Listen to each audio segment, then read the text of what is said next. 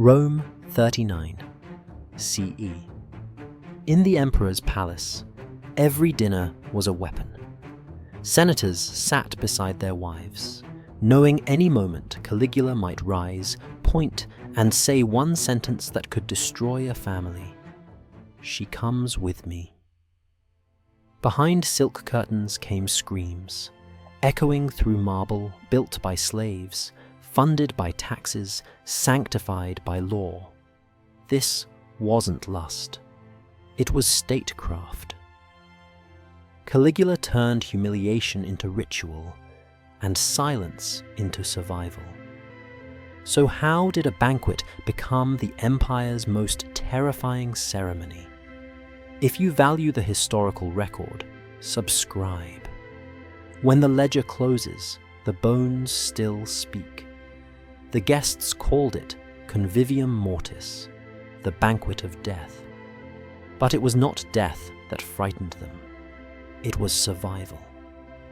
The palace glowed with torchlight, its columns casting long shadows across the mosaic floor. Perfumed smoke drifted through the air. Every detail spoke of civilization, music, gold, poetry. Yet, beneath it all lay terror. Dozens of senators sat stiffly, hands trembling above their cups. They did not eat. They waited. When Caligula rose, laughter died.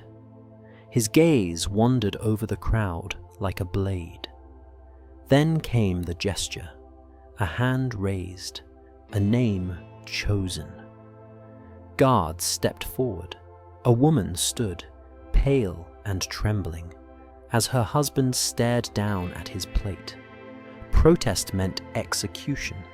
Compliance meant shame beyond repair. From behind the curtain came the sounds no one could mistake.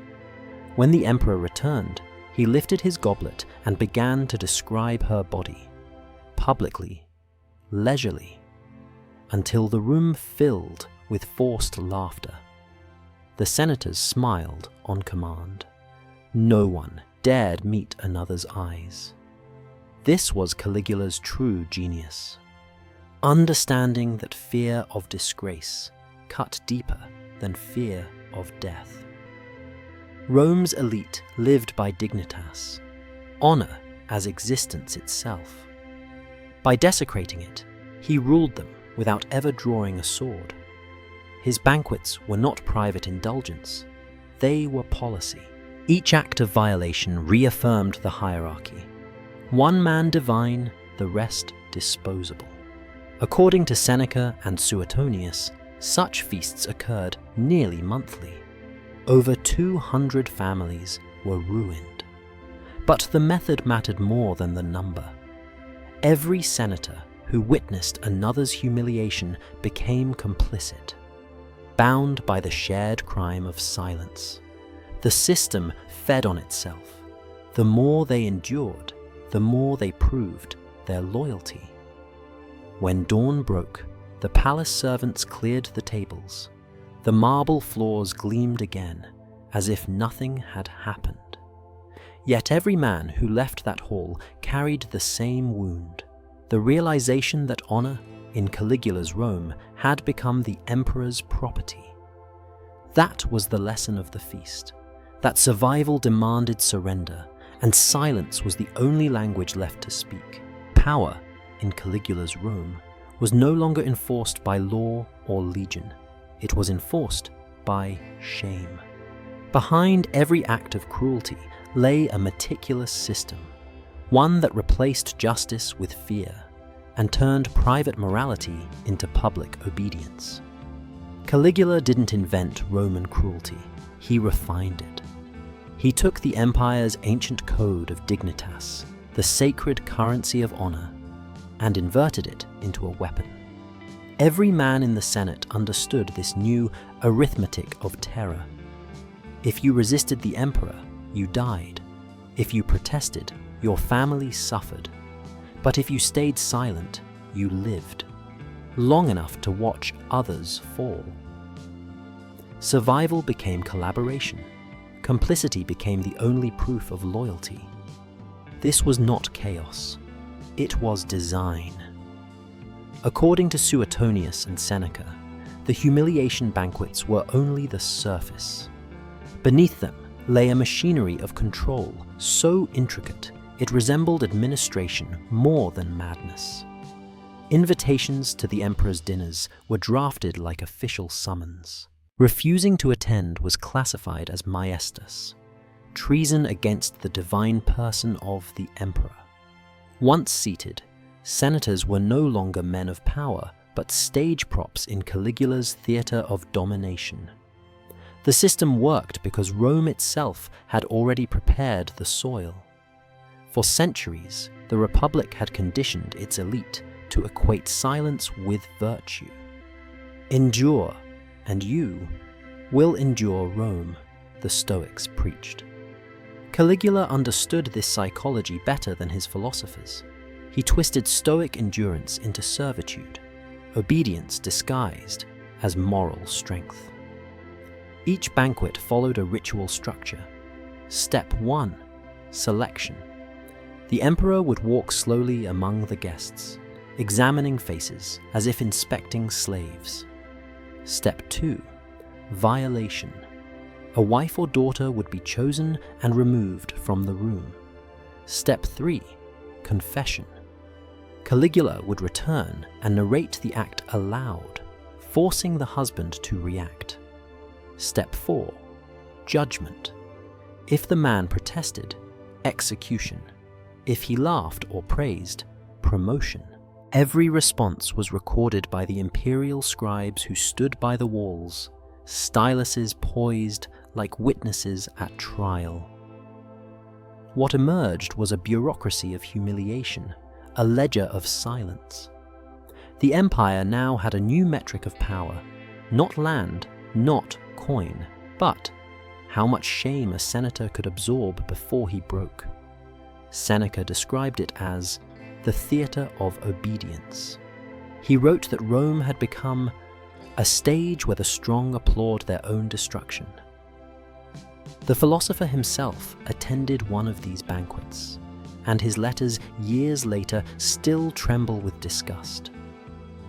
He realized that Caligula's true invention wasn't the act, it was the audience.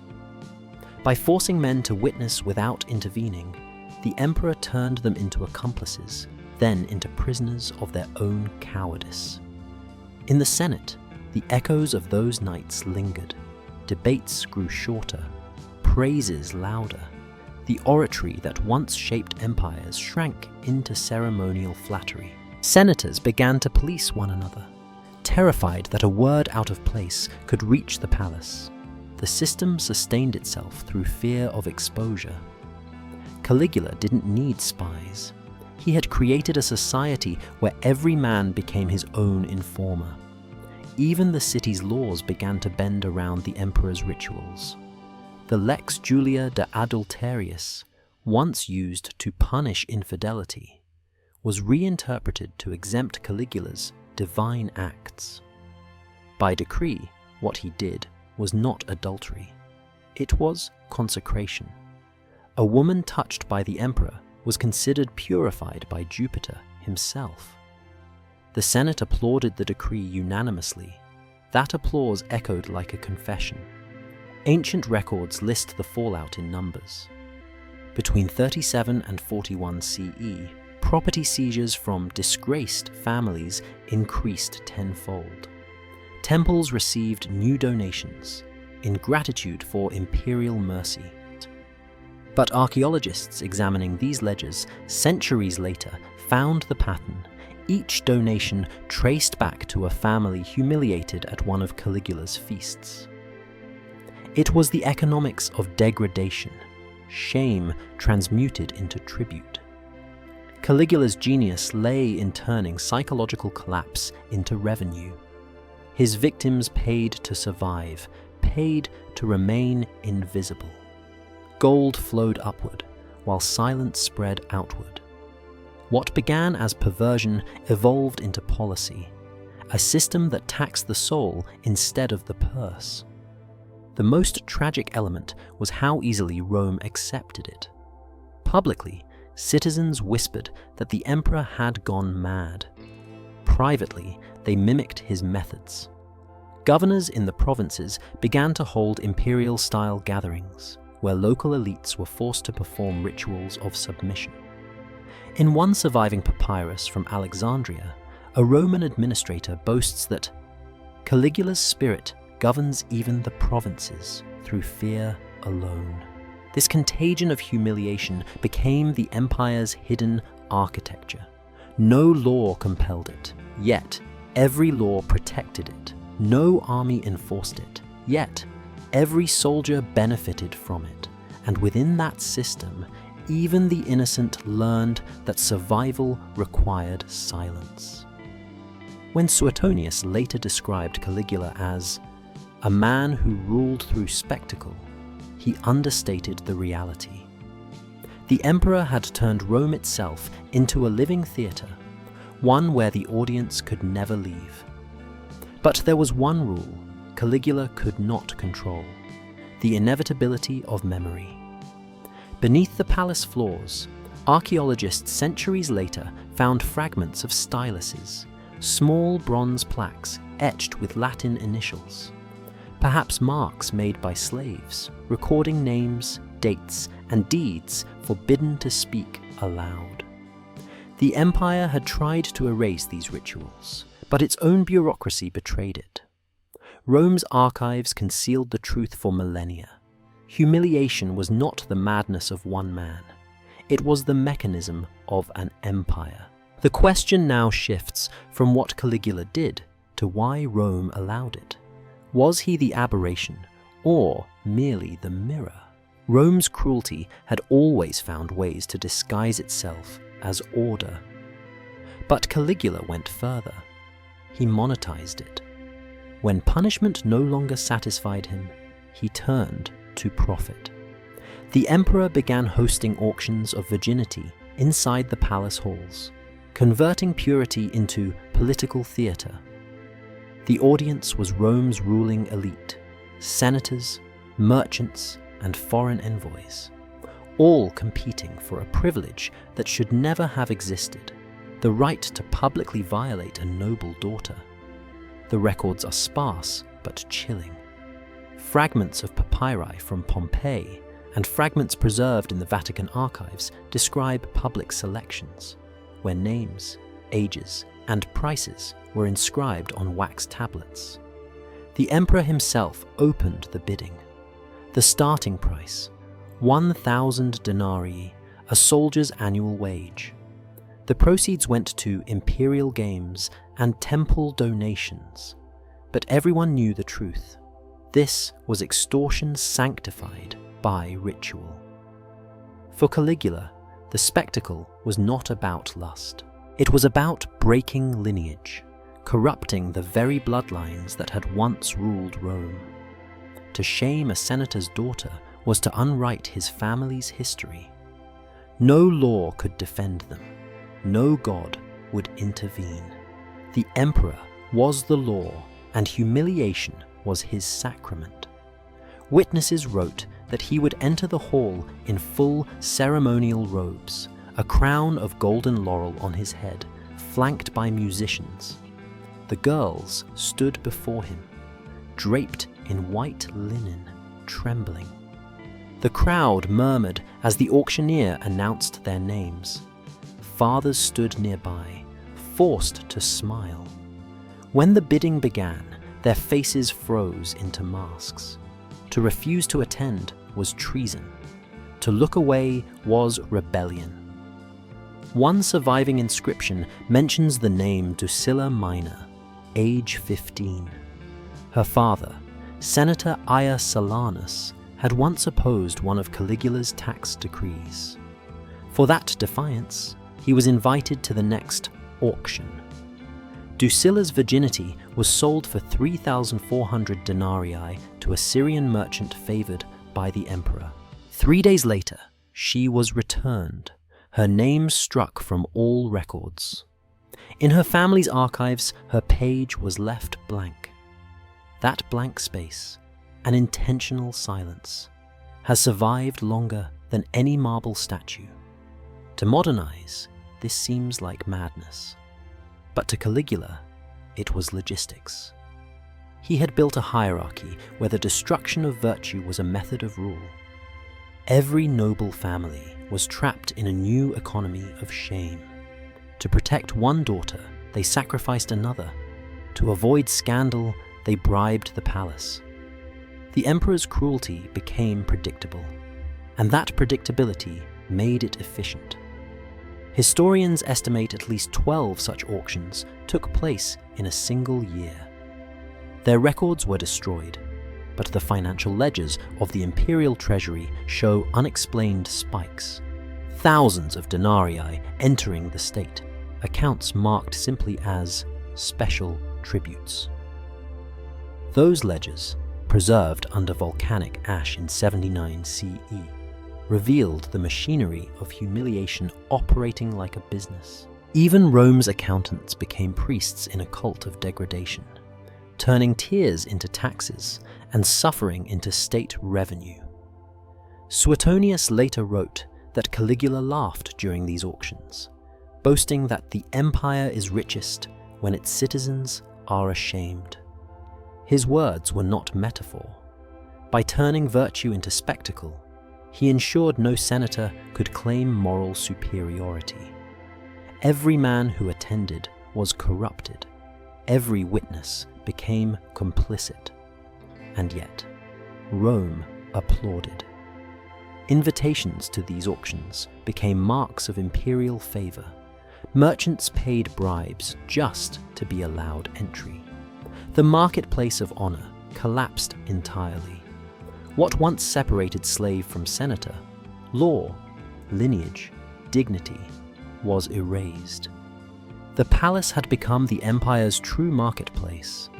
Archaeological evidence now confirms this transformation.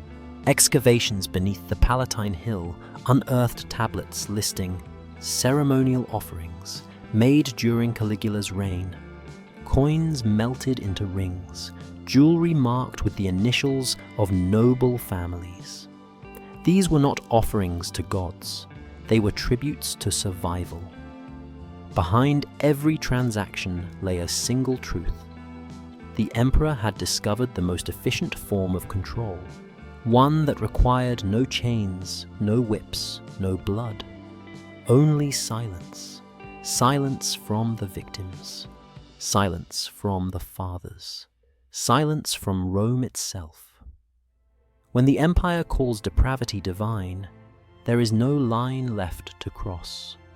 And that is where Caligula thrived, between sanctity and sin, between law and theatre, until even innocence itself became taxable. But the auctions were only the beginning. His next creation would fuse religion, sexuality, and submission into one system, a temple not of gods, but of himself. In Caligula's Rome, spectacle was never for entertainment, it was for domination. When humiliation at the banquet lost its edge, the emperor brought it into the arena. The games, once symbols of Roman virtue and courage, became theatres of moral collapse. According to Suetonius, Caligula staged dozens of private combats in which senators were forced to fight, not against gladiators, but against one another. The Colosseum had not yet been built, but Caligula turned the training grounds on the Palatine hill into his private circus. Invitations were orders, refusal meant execution. Attendance by the senators' wives and daughters was mandatory. The emperor's intention was precise: to transform Rome's ruling class into performers of their own degradation. One account describes an afternoon where 60 senators were assembled in the imperial courtyard. Caligula appeared in full armor, smiling, and declared, "Today, Rome will learn what honor costs." Each man received a wooden club and was told that the last to drop it would live. At his signal, musicians began to play. The men hesitated, then struck each other hesitantly. Like actors in a tragedy they couldn't escape. Caligula laughed, urging them on until the marble floor turned red. When it was over, 4 senators lay dead. The emperor raised his hand, stopping the fight, and announced that the survivors had pleased the gods. They were rewarded with the estates of the men they had just killed. It was a perverse logic, to earn survival through complicity. Rome's political order, once defined by oratory and law, had been reduced to animal struggle performed for one man's amusement.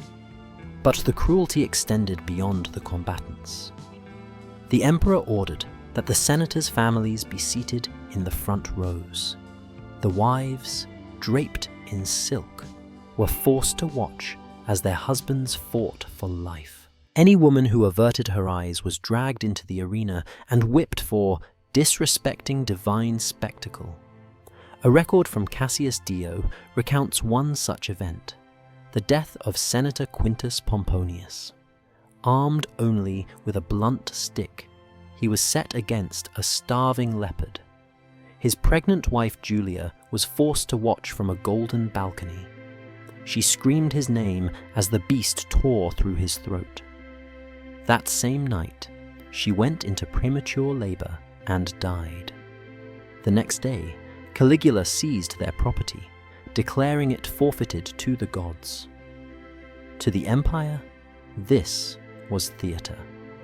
To the emperor, it was proof that even death could be ritualized. Historians once questioned these accounts, dismissing them as exaggerations by later moralists. But archaeological evidence uncovered beneath the Palatine in 1987. Animal bones, arena sand mixed with marble dust, and bronze nameplates inscribed with munera privata, private games, confirms that such events occurred in intimate controlled spaces, not public amphitheaters. The private scale made them more terrifying. These were not spectacles for the masses. They were instruments of policy designed to remind Rome's elite that honor was no longer virtue. It was vulnerability. By forcing senators to fight like slaves, Caligula erased centuries of hierarchy. Every blow struck in that arena symbolized the collapse of Rome's moral order. What began as entertainment became institutionalized degradation. Each noble death served 2 purposes: public fear and imperial wealth. Estates of the dead were confiscated, their heirs silenced. Economically, it was brilliant. Psychologically, devastating. Seneca later wrote, "The tyrant's cruelty lies not in killing, but in making the living envy the dead." In those words, we see the essence of Caligula's regime. His rule was not sustained by terror alone, but by participation in terror. The senators laughed at his jokes, cheered his victories, and applauded as their peers died, because silence was survival, and applause delayed suspicion. The audience learned what the victims already knew. Every moment of entertainment was also a test. Every display of loyalty could become a death sentence, and every scream in the arena echoed a warning. Virtue itself had become treason. When the games ended, Caligula would descend into the pit, stepping over the corpses, smiling as if admiring his handiwork.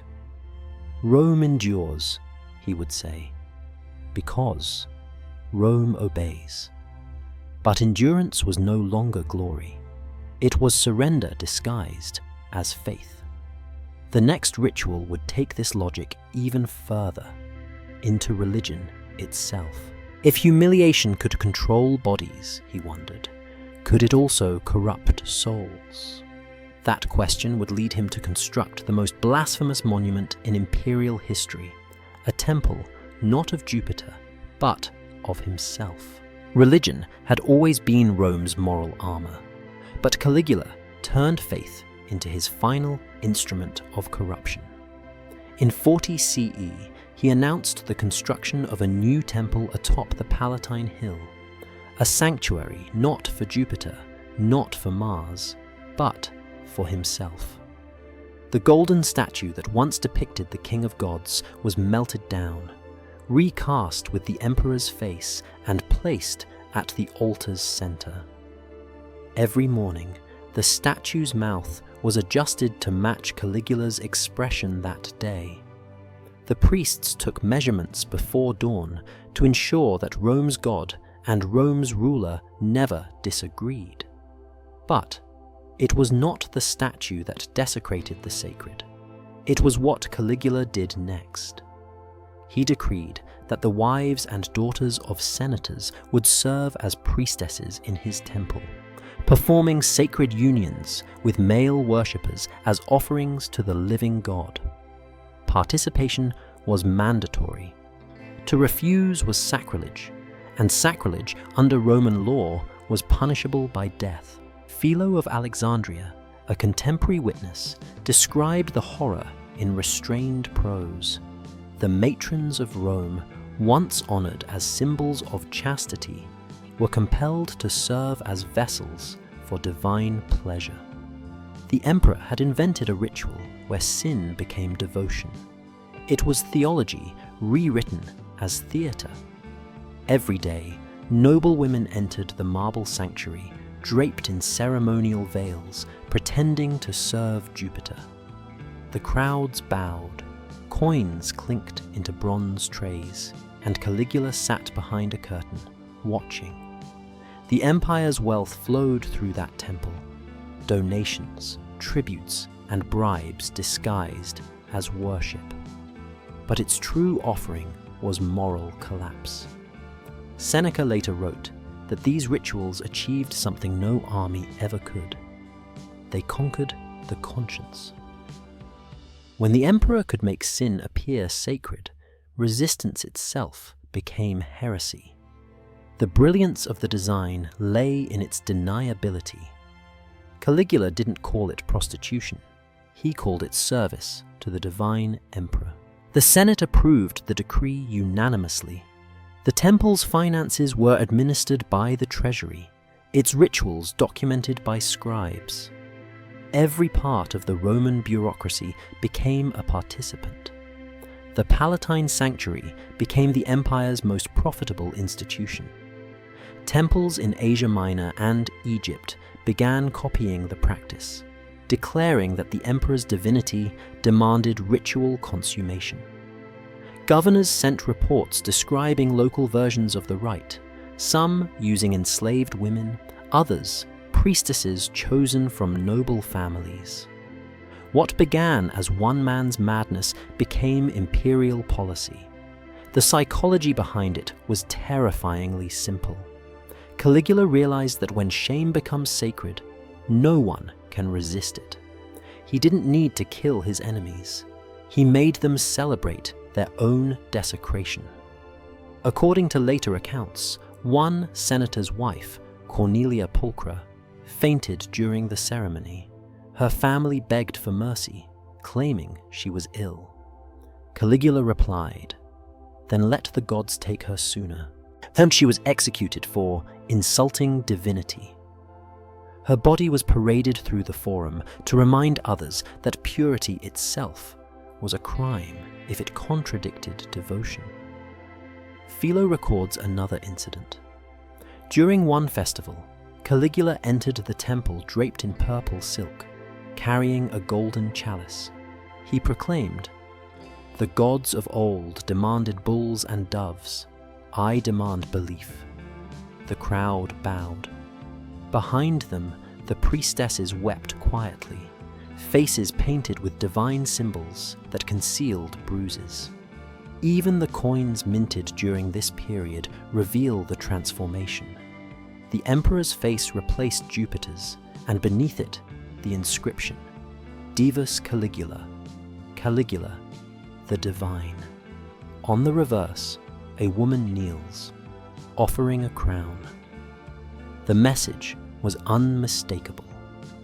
Rome now worshipped submission. Archaeologists excavating the Palatine temple in the 20th century found altars stained with residues of cosmetic pigments and olive oil, substances used in ritual preparation for the sacred unions. Inscriptions nearby bear the names of women erased from official records, carved in hurried script. Served, wept, forgotten. Caligula's temple achieved what no army, no law, no execution could. It made morality irrelevant. It taught the empire that there was no distinction between reverence and corruption, only hierarchy. This was not religion. It was spiritual enslavement. And the worst part was how eagerly the Senate participated. Each new decree declared his divinity more absolute. They built smaller temples across the city, each one repeating the lie. In the process, Rome rewired its moral core. When worship becomes obedience, and obedience becomes worship, tyranny no longer needs violence. It only needs faith. But even that faith began to tremble. Because beneath the marble floors of the Palatine sanctuary, something darker was forming. Another ritual designed not for submission, but for spectacle. Caligula called it a game. Rome would remember it as the crawling ritual. It began as a dinner. It ended as a lesson. Caligula's palace glittered under torchlight. Tables lined with roasted peacocks, silver goblets overflowing with wine. Senators, generals, and noble guests took their seats, pretending to relax, pretending not to notice the locked doors. Then, as the music softened, Caligula clapped his hands once. "On your knees," he said. The words fell like a decree from a god. No one moved at first. Then the guards drew their swords. Chairs scraped. Dozens of men, consuls, governors, war heroes, lowered themselves onto the marble floor. Their silk togas brushed the dust as they began to crawl toward the emperor's table. The rules were simple. Whoever reached him last would die. This was Caligula's ludus reptationis, the crawling game, a ritual humiliation masquerading as entertainment. The sight defied every value Rome claimed to stand for. Men descended from conquerors, now scrambled like animals, their knees bleeding across the marble tiles. They clawed over one another, tripping, gasping, whispering prayers to gods who no longer mattered.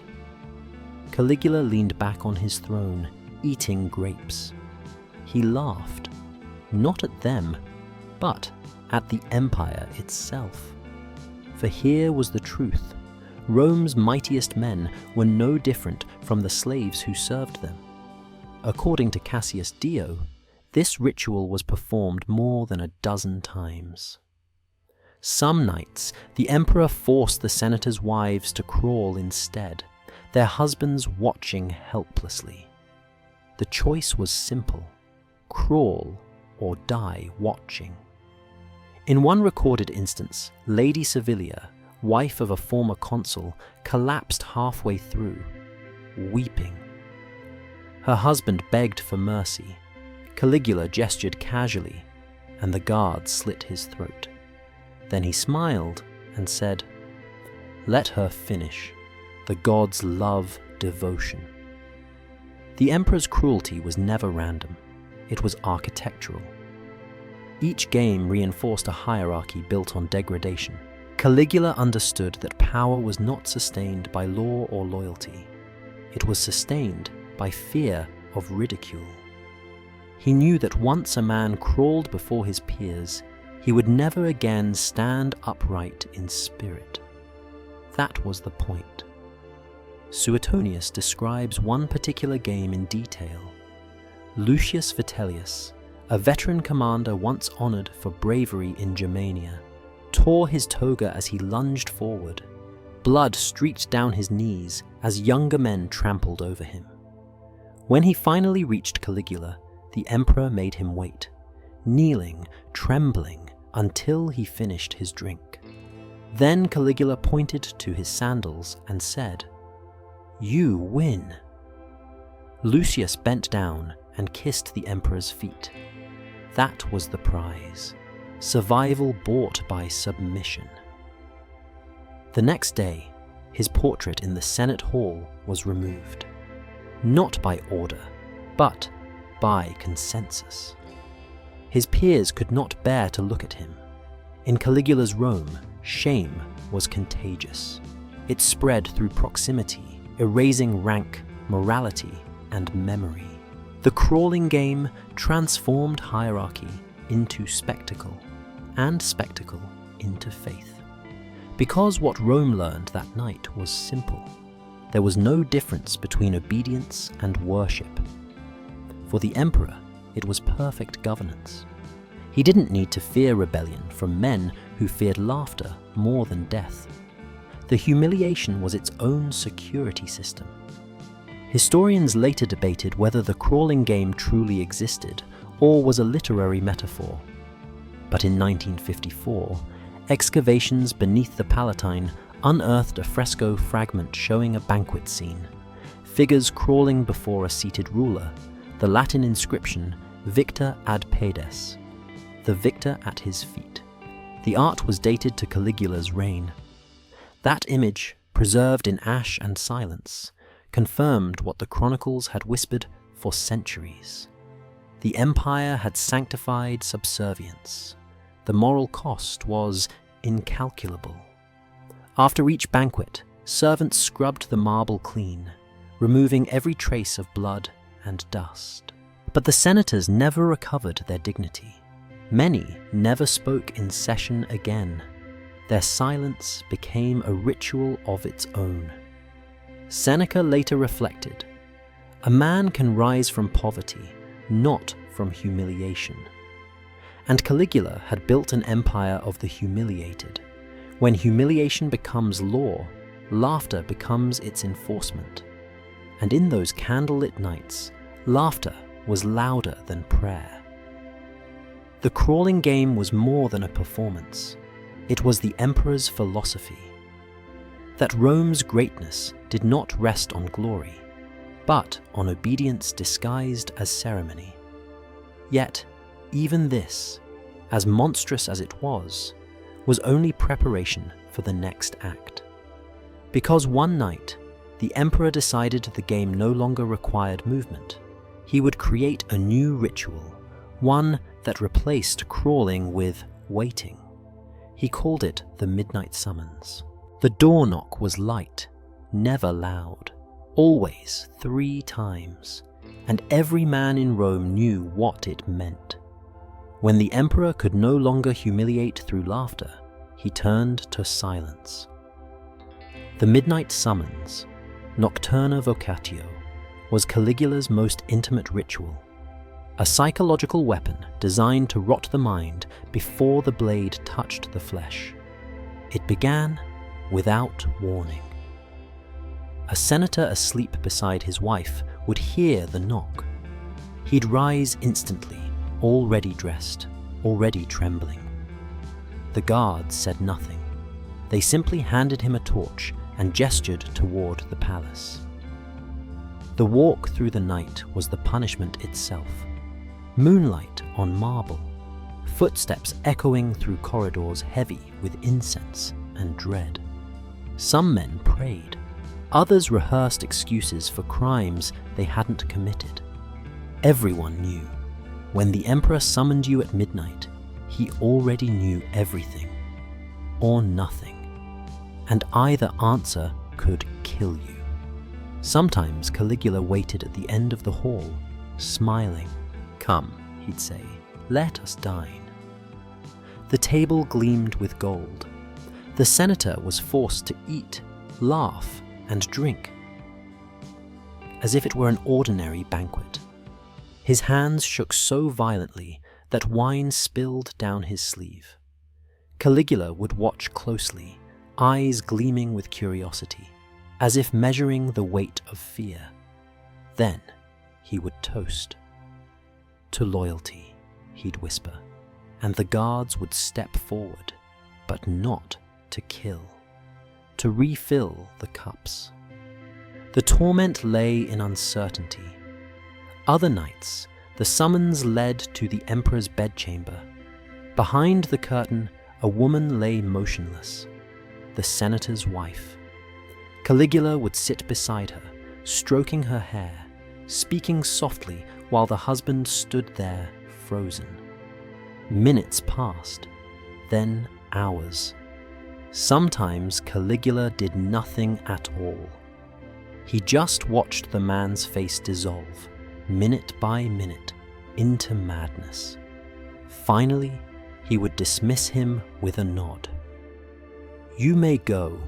No accusation, no explanation, only a new truth. Your life belonged to the emperor's whim. Philo of Alexandria called it terror perfected, because no one could prepare for a crime that might not exist. Within months, senators stopped sleeping. They sat awake in their homes, fully dressed, waiting for the knock that might never come. Servants reported that many refused to undress, even to bathe. Some died of exhaustion. Others slit their wrists before midnight, leaving notes begging forgiveness for offenses unnamed. It was governance by insomnia. Suetonius recorded one senator who was summoned 7 times in a single month, each time for no reason. By the end, the man refused to sit in daylight. The sound of footsteps made him vomit. Caligula, hearing of this, promoted him. A man who trembles before dawn is a man who understands the gods. There was method in the cruelty. The midnight summons wasn't random. It was a ritualized test of obedience. By destroying sleep, Caligula destroyed resistance. The senators became ghosts, awake but hollow. In their exhaustion, they stopped thinking, stopped remembering, stopped hoping. Fear had replaced thought, dread replaced reason. Psychologically, it was devastating. The Roman mind equated night with the underworld. By summoning men in darkness, Caligula placed himself in the role of Pluto, the god of death. Each knock became a descent into Hades, a rehearsal for execution. The emperor didn't need an army of torturers. He had their imaginations. When archaeologists excavated the Palatine in the 1990s, they discovered narrow side corridors leading to the emperor's chambers, lined with small oil lamps and scorch marks. These were not decorative. They were functional, the route of the midnight processions. The walls bore faint inscriptions scratched by nails or rings, fragments of names, prayers, pleas. One read, Dulcis somnus negatus, sweet sleep denied. Those 2 words describe Caligula's Rome perfectly, an empire awake in terror. Even the guards began to crack. A report from a palace scribe mentions soldiers trembling at their posts, unsure whether their knock on the next door would deliver death, or invite it. By the final year of his reign, the entire Senate had become a nocturnal prison. Men stopped speaking in daylight, fearing their words might echo after dark. In that silence, Caligula ruled effortlessly. He didn't need to decree executions.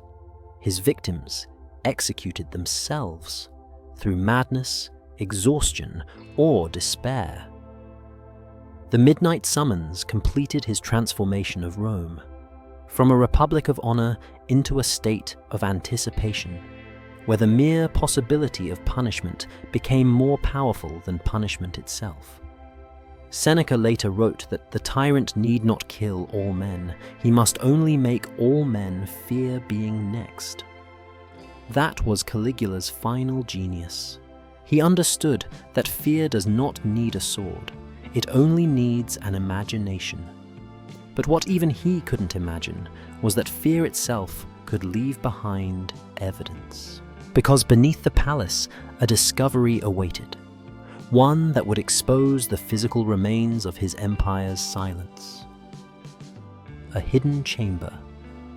23 names carved into marble, and next to each one, sententia mortis, sentence of death. The discovery beneath the Palatine was not simply a tomb, it was a confession. 23 names, carved in neat Latin capitals, lined the walls of a narrow chamber sealed for nearly 2 millennia. Each inscription bore the same epitaph: sententia mortis, sentence of death.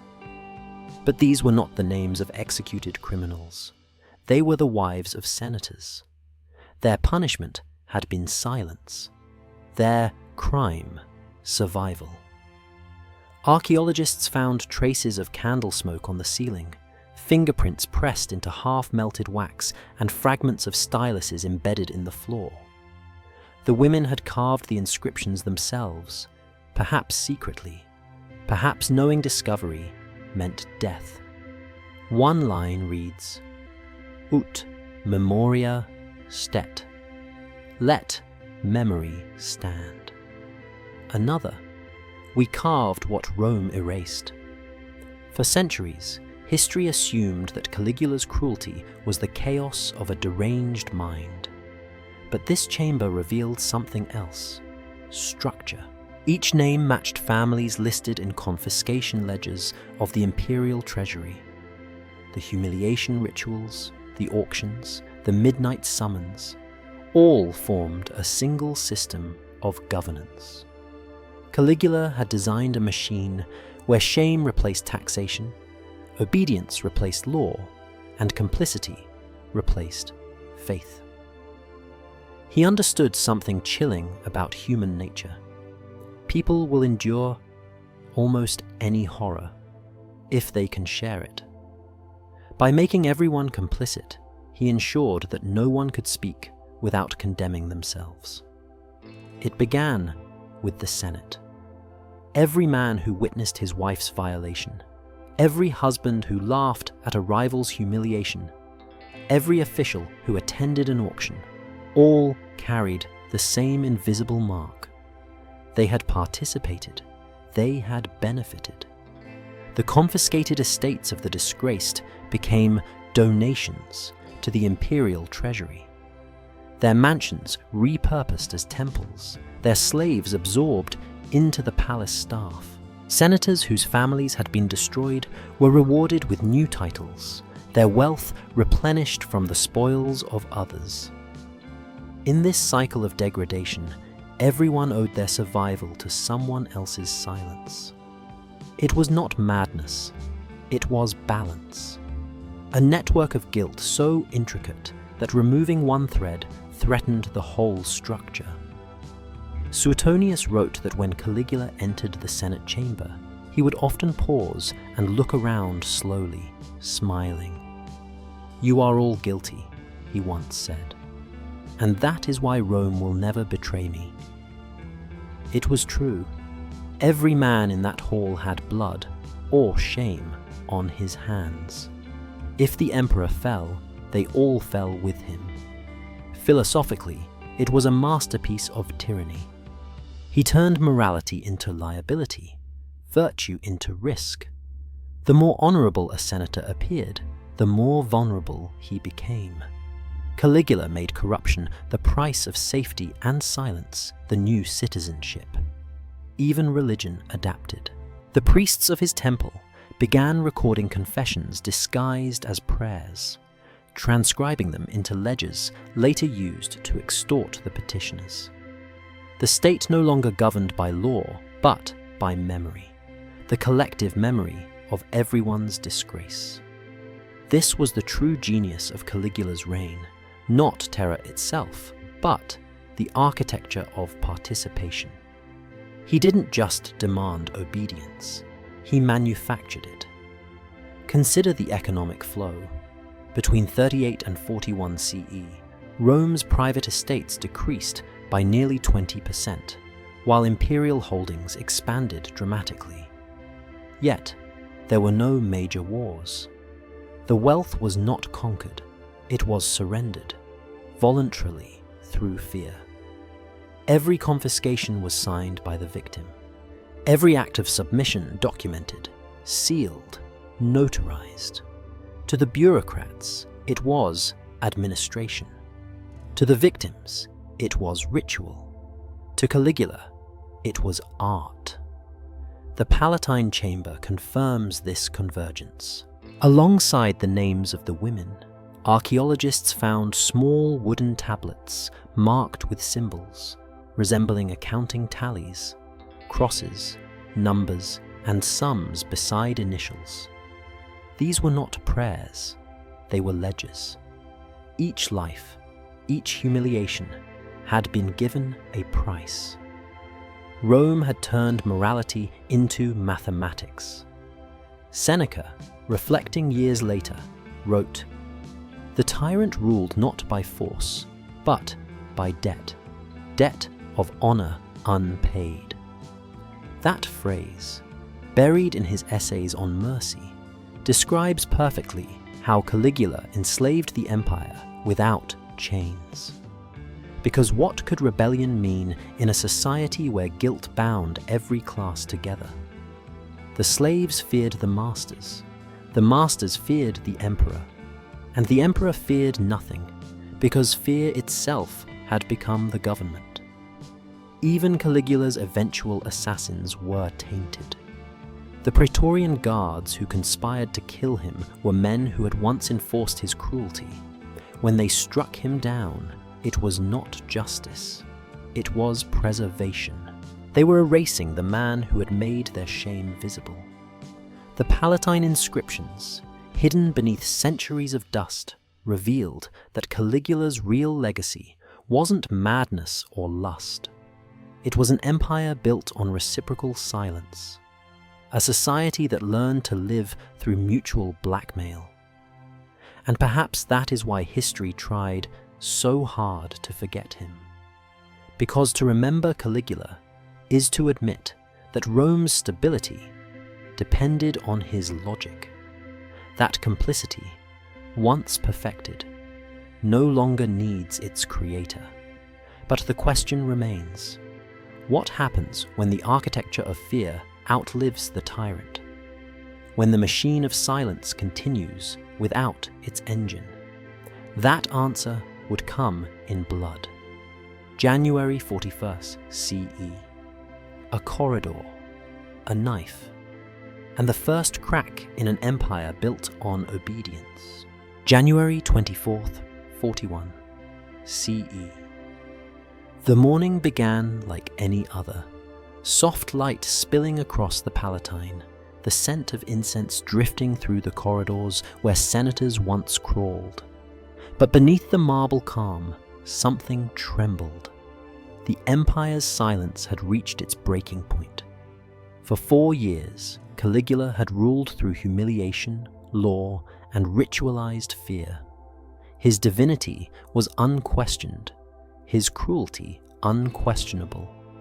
Yet that morning, for the first time, the emperor's guards were whispering. The men who had once enforced his nightmares were now planning to end them. The Praetorian Guard, those sworn to protect him, had become the final victims of his system. They too had been humiliated, forced to bow before senators, to escort noblewomen to his temple, to execute orders so depraved that no god could absolve them. They had seen what fear did to Rome, and realized they were next. The leader of the conspiracy, Cassius Chaerea, was not a revolutionary. He was a man broken by ridicule. Caligula had mocked his voice, calling him Venus.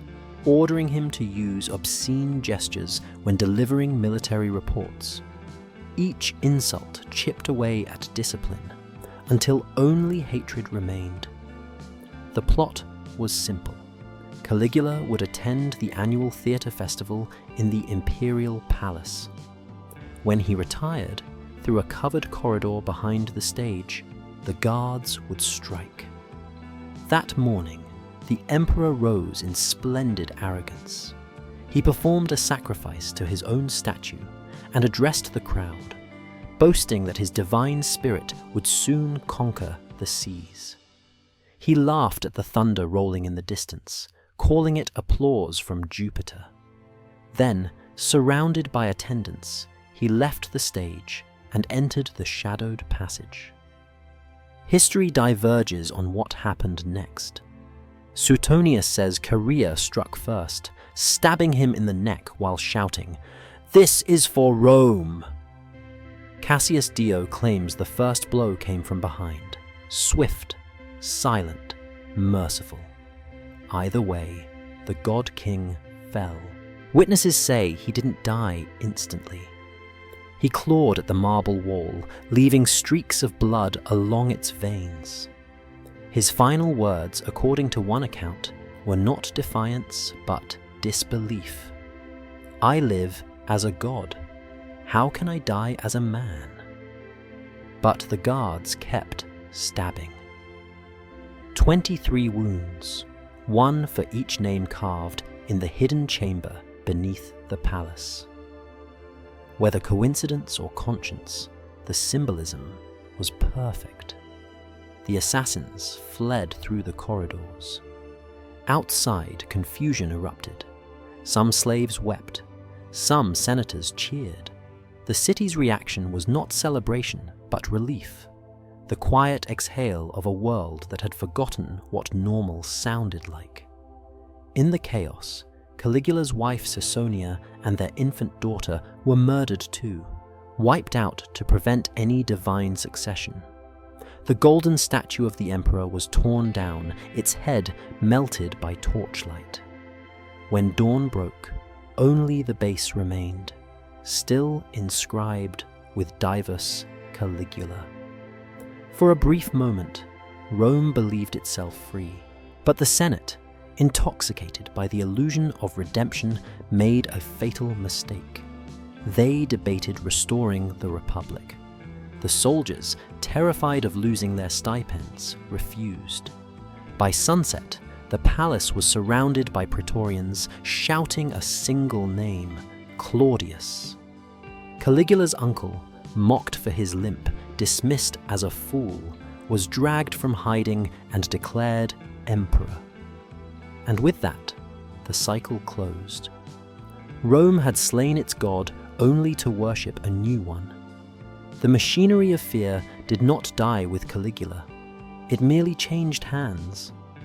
Claudius promised reform, stability, law, but he kept the guards paid, the Senate compliant, and the memory of rebellion buried. The empire had learned a terrible lesson. Tyranny could be removed, but never uprooted. Philosophers like Seneca later wrote of the assassination as an act of purification, but archaeology tells a colder story. The ledgers of confiscated estates continued to grow. The temples to the divine emperor remained open. Only the name on the altar changed. The system endured because it was efficient. It no longer needed madness. It only needed obedience. That was Caligula's true immortality. 2 millennia later, when the Palatine chamber was excavated, the marble bore faint streaks of red pigment, iron oxide from ancient blood. It wasn't possible to know whose it was. Perhaps one of the victims. Perhaps the emperor himself. It didn't matter. The stone remembered everything. Caligula's empire had proven a truth that outlived him. That power, once fused with humiliation, cannot be killed, only inherited. When the marble cooled and the blood dried, Rome looked at itself, and did not recognize what it had become. The emperor was dead. But the logic that birthed him was still alive, humming beneath the Senate's polished floors like a buried nerve. Caligula's body was burned in secret on the Esquiline Hill. No monument, no prayer, no procession. The priests who once called him a god now denied ever having spoken his name. Within weeks, the archives were cleansed, orders rewritten, decrees republished under new seals. It was not history being corrected, it was being erased. But erasure, like fear, leaves residue. Rome could destroy the man, not the machinery. The Senate declared a new age of restraint, yet their first act was to reaffirm the emperor's divine right, this time for Claudius. They believed they were healing the wound. In truth, they were sealing it in marble. Claudius, cautious and bookish, promised restoration. He reopened schools, reinstated old laws, and banned the word divine from state inscriptions. But quietly, the mechanisms of control continued. The Praetorian Guard was rewarded with land and gold for saving Rome. Informants, once Caligula's spies, were rebranded as civil recorders. The temple to the deified emperor remained open, its altar rededicated not to Divus Caligula, but to the divine lineage of Rome. A lie had become tradition. Seneca, returning from exile, observed with bitter clarity, "The empire fears madness, yet it cannot live without it." He understood what the Senate refused to see. Caligula was not an accident, he was an inevitability. Power, once absolute, does not return to reason. It only changes costume. Economically, the post-Caligulan era thrived. Trade revived. Grain shipments resumed. The treasury, bloated from confiscated wealth, funded massive construction. Rome looked prosperous again. But beneath the new marble, the same equations endured. Obedience rewarded, dissent erased. The psychology of survival, silence as virtue, shame as stability, remained law. Even the arts betrayed this continuity. Statues of Claudius portrayed him as a humble scholar, a servant of the Senate. But the posture, the lowered head, the lifted hand, was identical to Caligula's. The pose of benevolence was indistinguishable from domination. Because the empire had learned the final lesson of Caligula's reign, cruelty could be replaced by procedure. Once the ritual of fear was institutionalized, no tyrant was needed. The bureaucracy would perform the function on its own. Letters discovered in Pompeii show merchants writing to provincial officials with a phrase that became common under Claudius: "We act as instructed, lest the memory return." The memory. They meant Caligula. His ghost became the unspoken constitution of the empire, and that is the most haunting truth. Tyranny, once perfected, outlives the tyrant.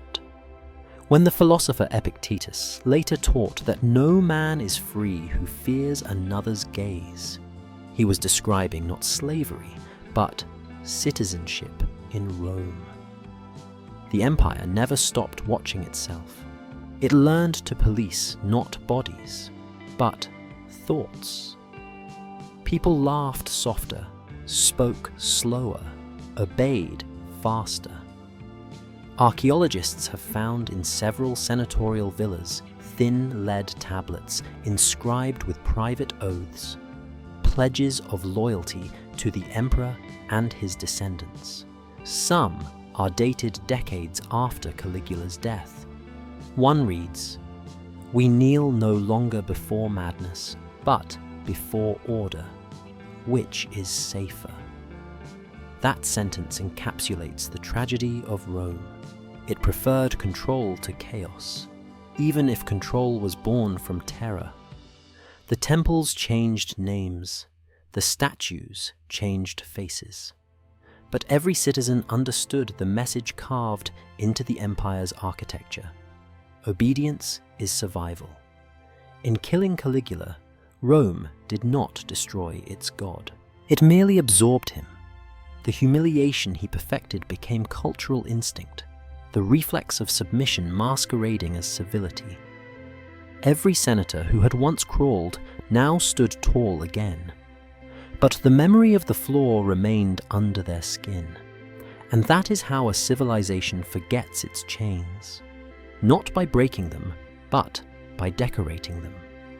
But the stones of the Palatine still whispered. Beneath centuries of dust, under the villa of later emperors, the hidden chamber of the 23 women remained sealed. Their names, their silence, their rebellion, outlived the empire itself. Because no matter how completely Rome tried to forget, the bones always remembered. And so we return to the question that began it all. How did the empire of law transform suffering into policy and humiliation into worship? The answer is this: it learned to call obedience faith. Centuries passed. The empire fractured, reassembled, and died. But Caligula's shadow, thin, invisible, administrative, remained. It seeped not through conquest, but through imitation. Every ruler who sought divinity, every state that replaced conscience with ceremony was his heir. Because Caligula was never just a man, he was a system, a formula for control that transcended his madness. Look closely at the centuries that followed, and you'll see him everywhere. In Nero's staged martyrdoms, in Domitian's surveillance bureaucracy, in the Byzantine emperor who called dissent impiety, in the inquisitors who turned confession into evidence, in the modern regimes that rename obedience patriotism. The architecture of humiliation had outlived the marble. Rome had taught the world something dangerous. You don't need to destroy a people's body to rule them. You only need to corrupt their moral vocabulary. Change the meaning of honor, and the rest follows. Caligula's greatest weapon wasn't torture, it was redefinition. He took the Roman triad, virtus, pietas, dignitas, and inverted it. Virtus, courage, became compliance. Pietas, piety, became idolatry. Dignitas, dignity, became the ability to endure humiliation without protest. And when a civilization begins to admire the strength of the silent over the courage of the defiant, it has already begun to rot. Seneca hinted at this after Caligula's death. When evil becomes ritual, the righteous become spectators. It is the psychology of complicity, when participation in corruption is no longer seen as shameful, but as proof of belonging. That was the legacy Rome could never wash away. The Republic died not because its armies weakened, but because its conscience did. The Palatine inscriptions, the 23 women who refused erasure, stand as the empire's only rebuttal. They didn't fight with rebellion or words. They fought by writing their own names in a system designed to forget them. It was the smallest possible act of resistance, and the only one that survived 2,000 years. Archaeologists studying the chamber found a final, faint inscription near the entrance. The Latin is crude but legible. Silentium imperi, non animae. The empire is silent, not the soul. In those 4 words lies the answer to the question that began this story. How did the Roman Empire, the peak of law and civilization, transform pain into propaganda and humiliation into governance?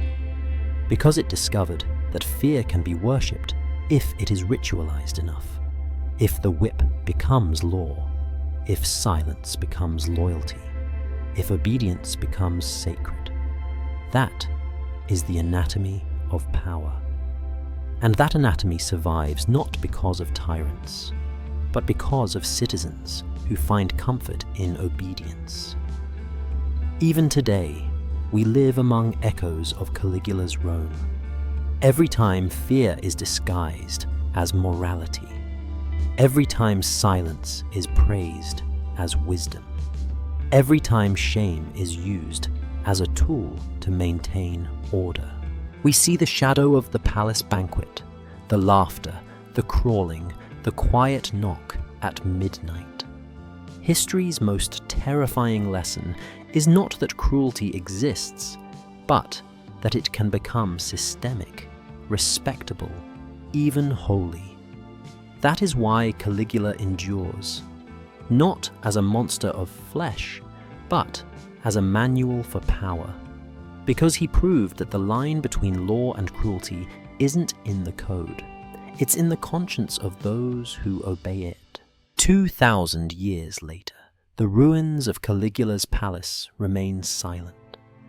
Arches collapsed, mosaics faded, the air heavy with the weight of what cannot be erased. Tourists walk the corridors where senators once crawled, where power was performed as theatre, and where law itself became the costume of cruelty. They take photos, smile, and move on. The marble remembers more than they do. In the museum display, a small slab of stone sits behind glass. Its carving is faint, its Latin crude. Ut memoria stet. Let memory stand. It is the same phrase found in the hidden chamber. A whisper carved by someone who had no voice left, yet refused to disappear. Every empire leaves its architecture of silence. For Rome, it was marble and decree. For us, it is data and bureaucracy. The machinery changes, the logic does not. Because Caligula's true invention wasn't the humiliation itself, it was the systematization of it. He proved that evil could be efficient, that fear could be rationalized, and that memory could be managed. And every civilization that seeks stability over truth walks the same road. The Roman historians tried to bury him in madness. They called him a monster, a pervert, a blasphemer, because it was safer to pretend his cruelty was unique. It wasn't. It was structural. When cruelty becomes a function, morality becomes noise. And that is why Caligula matters, not as a symbol of insanity, but as a mirror of administration, the moment governance learned to outsource conscience. In the ledgers found beneath the Palatine, every confiscation, every death, every donation to the divine was recorded with the same phrase, ratum et legitimum, approved and lawful. That's the horror. Nothing he did was outside the law. He rewrote the law until it described him. And history keeps repeating that script. Each time a government names its own violence justice, each time humiliation becomes security, each time silence becomes peace, each time the ledger of cruelty closes neatly with the stamp of legality, that's when Caligula lives again. Because the empire never really fell. It evolved. The rituals are cleaner now, the temples digital, the gods elected. But the bones of the logic are still Roman. In that sense, the 23 women who carved their names did more than resist. They documented the anatomy of power. Their inscriptions are not relics, they are instructions. To remember is to refuse participation. So when the camera pans across those ruins, and the narrator fades, remember what Rome forgot. The ledger always balances. Every empire must pay for what it sanctifies. Caligula's Rome called suffering divine, and for a time it worked. Until the screams turned to silence, and silence turned to scripture, and scripture turned to system. And that is where history becomes prophecy. Because when law sanctifies pain, and obedience replaces thought, and decency is traded for stability, you are already in Rome. If you value the record, remember it. Because when the ledger closes, the bones still speak.